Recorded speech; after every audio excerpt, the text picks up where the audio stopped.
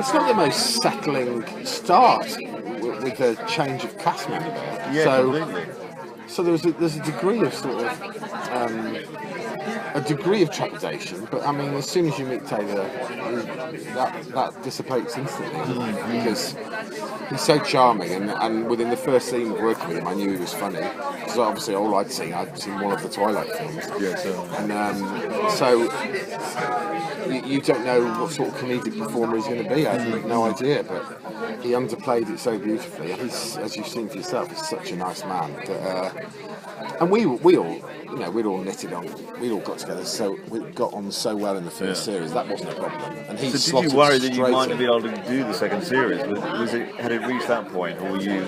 Well, yeah. I mean, there were all sorts of logistical problems in terms of availability and things like that. But no, I always thought it would happen. I always hoped it would happen. Yeah, I enjoyed the first series so much, and I think.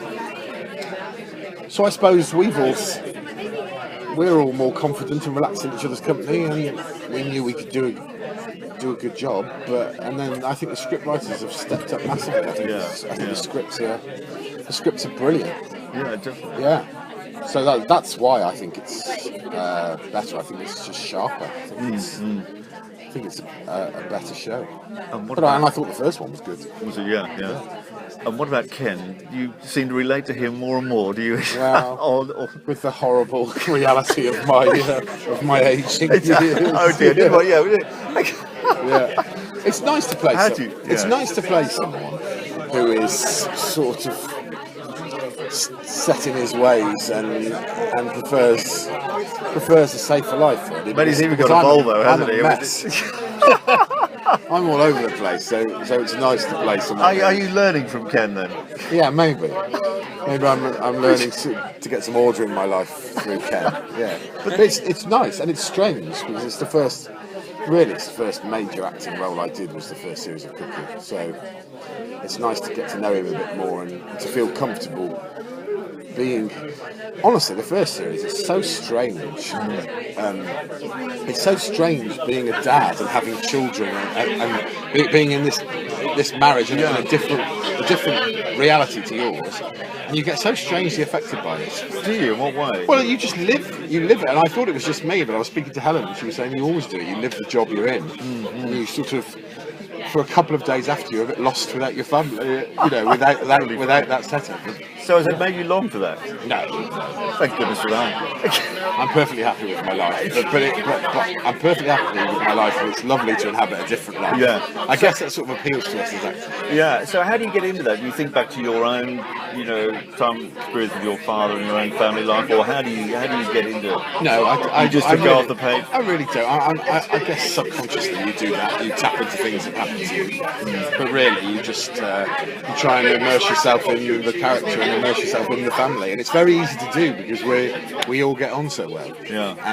And it's very easy. It's like it is spending time with a group of friends. So it's not a great stretch to feel comfortable in that. Well, you guys are all getting on so well there. I mean, is it like that on set when you're filming it? It was a real laugh. All those games. It was really fun, and there was loads of childish messing around in between shots, but the whole team's like that. Yeah. The whole team are fun.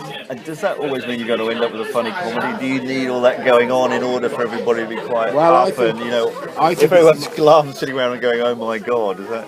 It's the mark of a good comedy director for me that he allows a bit of slack and he allows a bit of messing around. Yeah. Because if you're not allowed that messing around, if you're not allowed that time to make each other laugh off camera, then there's no way that can be captured on screen. So, yes, very important. Very important to have fun.